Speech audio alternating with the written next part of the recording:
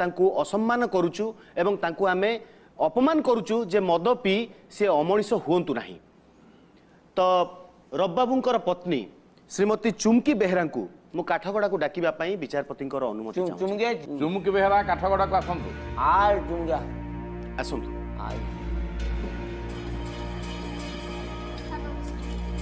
नमस्कार।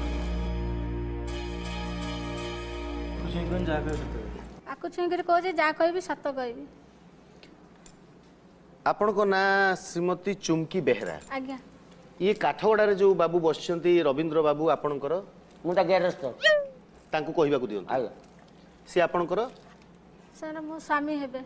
स्वामी हेबे माने कोन रुहंतु आपण टिके चुप स्वामी रुहंतु तो तांको कहबा को दियंतु स्वामी तो को स्वामी हेबे टिके चुप रुहंतु आपण मुको बा हेबे तो आपणकर स्वामी को भली भाबरे आपणको परिवार को चलाउचंती आपण मानकर